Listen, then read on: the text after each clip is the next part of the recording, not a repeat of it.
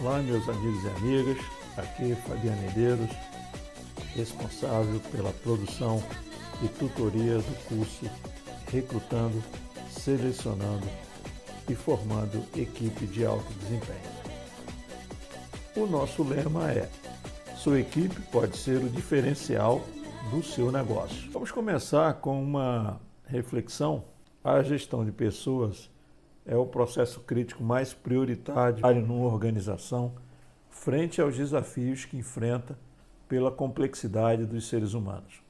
É certo que uma pessoa atuando em linha com suas vocações, conhecimentos, habilidades e uma boa liderança traz melhores resultados e é feliz no trabalho. Então, o desafio da organização moderna é caprichar nas atividades inerentes como recrutamento e seleção, integração, desenvolvimento e liderança de pessoas. O objetivo do curso é compartilhar e ensinar os conhecimentos e técnicas para recrutar, selecionar e formar equipes de alto desempenho em um ambiente complexo ou não, com a finalidade de facilitar a superação dos desafios, metas, visões, missões, resultados, transformações e desenvolvimento do negócio. Eu trabalho há muitos anos com processos críticos e, sobretudo, com o processo crítico de gestão de pessoas.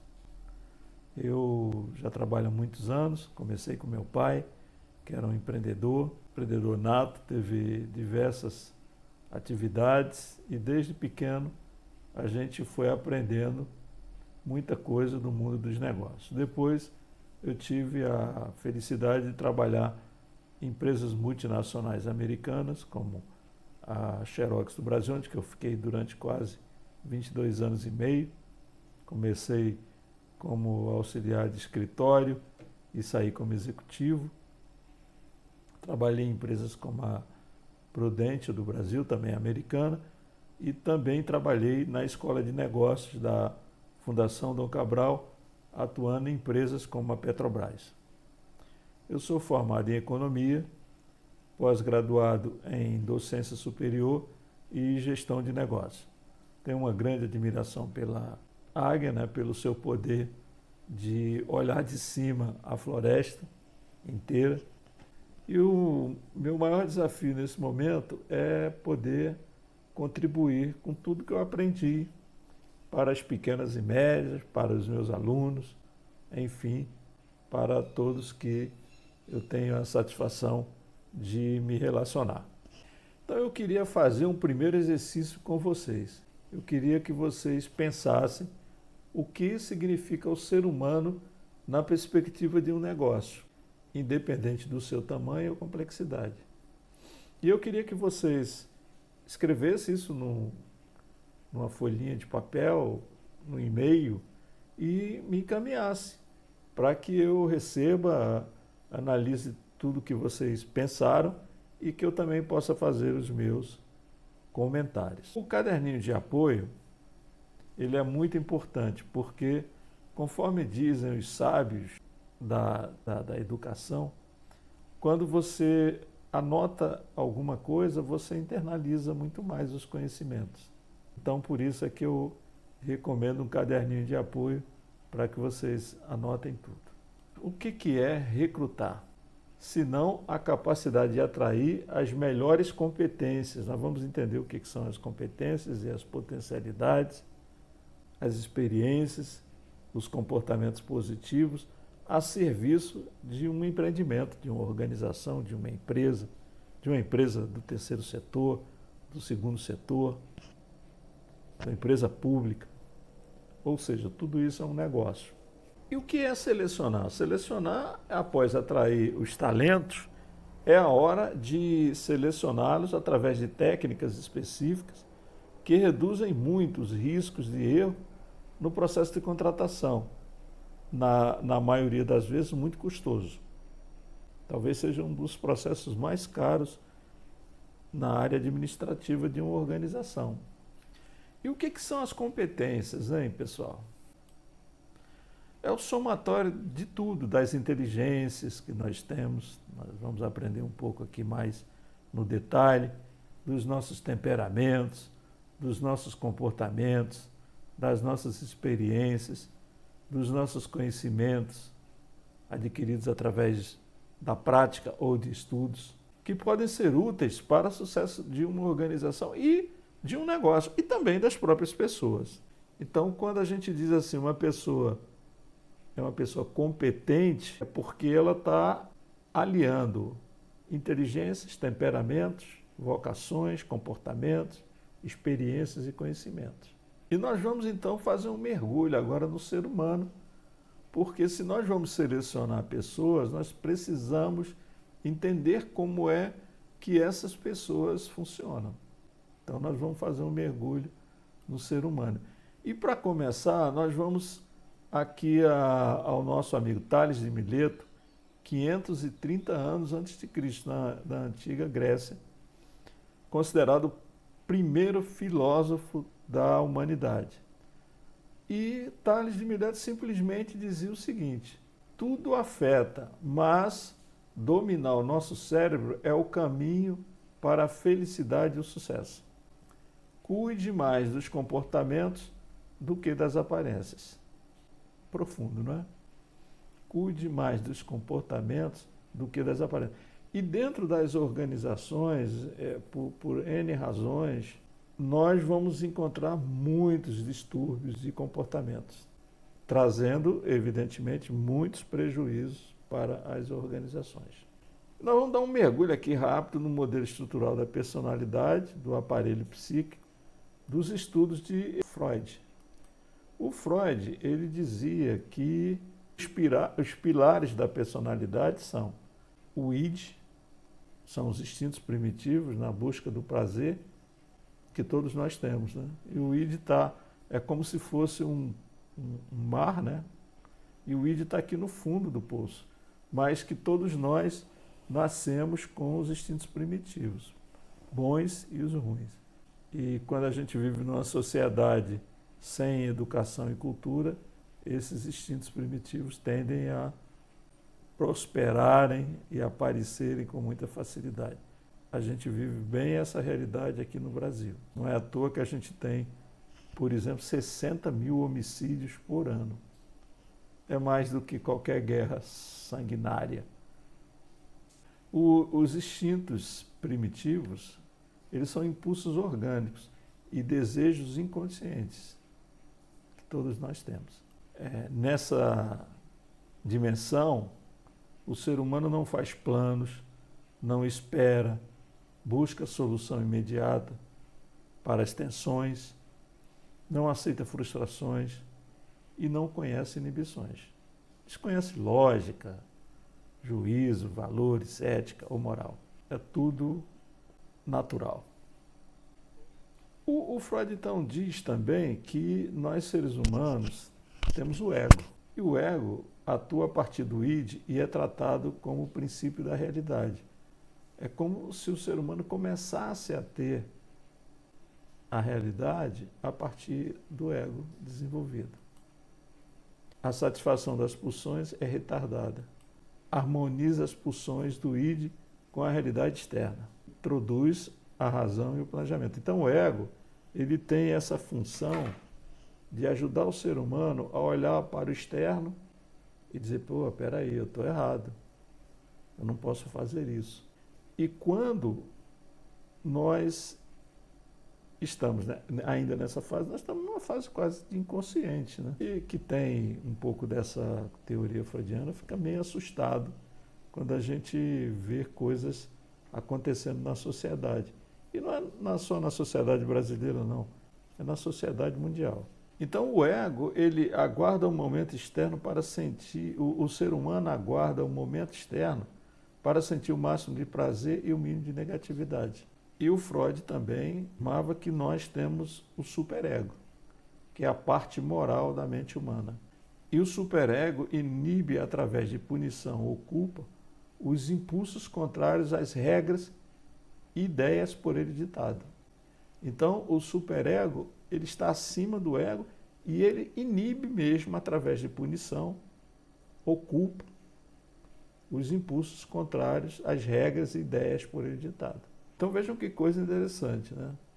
Deus criou o ser humano, deu essa complexidade de ter os ids, os instintos negativos e positivos, de ter o ego, que é o primeiro filtro de controle dos instintos, e dá o superego, que chega a determinar as regras e ideias para que o ser humano se comporte melhor. E aí, nesse momento, o ser humano ele já sai do inconsciente para o pré-consciente. E o superego ele força o ego a se comportar de maneira moral, ainda que seja irracional. E ele conduz o indivíduo à perfeição, através de palavras, gestos e pensamentos. Então ele é formado, após o ego, no esforço da criança de introjetar os valores dos pais e da sociedade. E por isso é que nós falamos tanto da importância da educação, da família, da cultura, dos valores culturais de uma sociedade, porque é isso que leva o ser humano a um estado de consciência. Como afirmava Platão, um filósofo da época de Tales de Mileto, 400 anos antes de Cristo, o Freud está aqui, mais tardar, século XIX. O Platão, então, ele afirmava que o homem, quando ele nasce, ele vive dentro de uma caverna escura. E ele vai gradativamente saindo da caverna até que um dia ele vê a luz do sol. E aí ele se encanta com a luz do sol e ele passa a atuar de uma forma muito mais consciente. Então, são estudos que se complementam, né? E aí o cara pergunta para mim assim, mas, Fabian, por que isso, o que isso tem a ver com recrutamento? Só tem, né? Porque quando a gente está recrutando alguém, selecionando alguém, a gente precisa de uma pessoa que tenha o mínimo de consciência. Você não pode trazer para dentro da sua organização uma pessoa cheia de defeitos, de problemas, né? Porque senão ela não vai agregar valor. Muito pelo contrário. Então é aí que entra a importância de um processo de recrutamento e seleção bem formatado. Não só nesse aspecto do modelo estrutural da personalidade, mas também outros aspectos que nós vamos estudar aqui. Tudo bem, meus amigos? E complementando, terminando, o superego ele se divide em dois subsistemas. O ego ideal, que dita o bem a ser procurado, e a consciência, que determina o mal a ser evitado. Você já havia pensado na complexidade do ser humano e quais os desafios da sociedade em função da estrutura psíquica? Anote tudo no seu caderno de apoio. E agora nós vamos conhecer um outro estudo, um outro grande cientista, também do século XIX, o Carl Jung.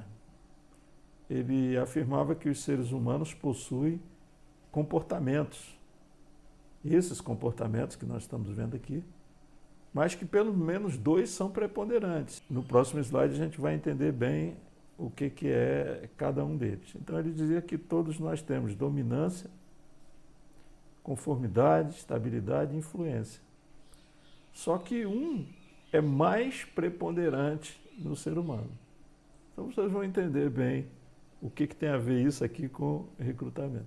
Então, o recrutamento e seleção, já no primeiro estudo, tem muito a ver, né? Porque a gente tem que ter cuidado para trazer pessoas minimamente controladas.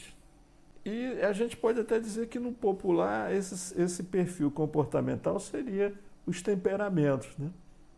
Então, olhem, por favor, aqui como é que esses comportamentos se relacionam, né? A dominância, olha os pontos positivos da dominância aqui. Os pontos que o dominante tem que se desenvolver ao máximo.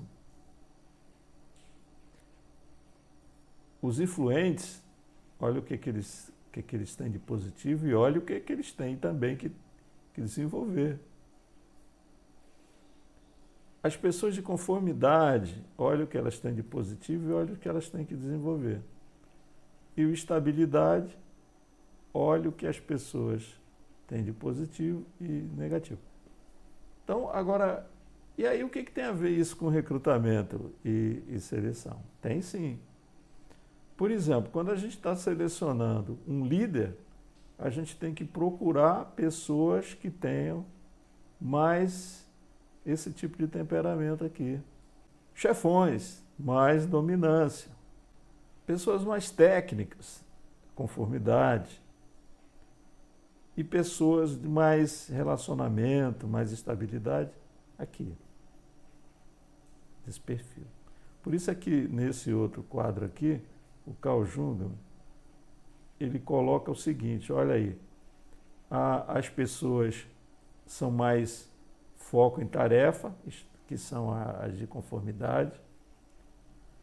Pessoas de conformidade, elas são mais introvertidas, conformidade e estabilidade são mais introvertidas. As pessoas de influência, foco nas pessoas. E as pessoas aqui de dominância e influência são mais extrovertidas.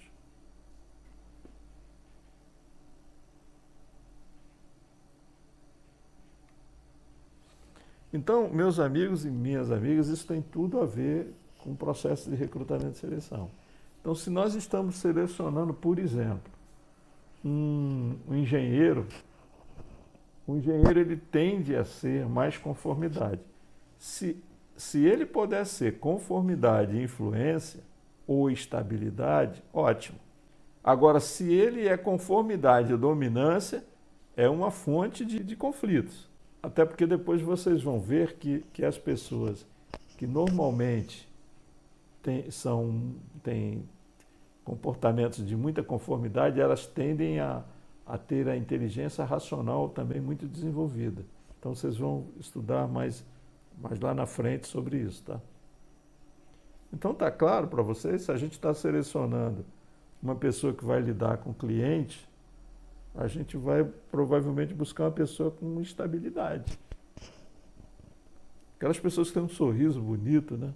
As pessoas que vão liderar, as pessoas que vão mandar, e as pessoas que vão lidar com atividades bem técnicas, as de conformidade. Show? Então vamos fazer um exercício. Traça o seu perfil comportamental identificando o quadrante mais predominante em você e o que isso impulsiona ou atrapalha a sua vida profissional. E vamos a esse exercício. E eu também queria que vocês, na opinião de vocês, porque é tão difícil realizar o processo de recrutar e selecionar pessoas para a sua empresa. E aí eu queria que vocês registrassem isso e mandassem para mim, para que eu possa entender e comentar. É claro que eu queria que vocês também se identificassem ao mandar esse material para mim, tá? Na minha visão, eu acho que a grande dificuldade nas organizações é porque se seleciona muito pelas aparências ou indicações, esquecendo-se toda uma técnica que vamos aprender, que já estamos aprendendo, e essa complexidade inicial que acabamos de estudar do ser humano. Então, você faz muito por aparências, por indicações, por feeling. E aí, um custo enorme de recrutamento e seleção. E quando o cara consegue continuar na empresa, o custo de clima negativo, dificuldades de relacionamento. É uma coisa muito séria isso, tá, gente? Eu também acho que a velocidade das transformações da sociedade é muito intensa em função da evolução tecnológica e o ser humano não consegue acompanhar. A gente tá no meio de um dilema, porque as tecnologias, a inteligência artificial já é uma realidade. O ser humano ele continua se comportando, muitas vezes, através dos seus instintos primitivos, como se a gente estivesse na época das cavernas. E a gente está vendo isso toda hora, no trânsito, nas escolas, na sociedade, nas famílias.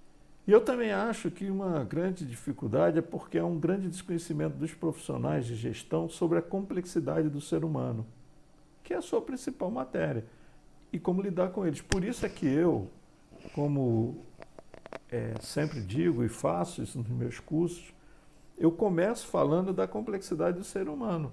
Porque se a gente vai lidar com o ser humano, essa é a matéria-prima que nós precisamos mais dominar. A gente não precisa nem dominar tanto tecnologia, processo, marketing, vendas. Agora, se nós somos gestores, nós somos líderes, nós temos que conhecer dos seres humanos. Então, aqui é apenas uma palhinha que a gente está dando sobre Freud, né, o psíquico, e também do Carl Jung, do perfil comportamental. Então, meus amigos, é isso aí. Já conhecemos duas coisas importantíssimas, que é o aparelho psíquico, rapidamente, evidentemente que não é nenhum estudo de grande profundidade, mas é um básico, e também os estudos do Carl Jung.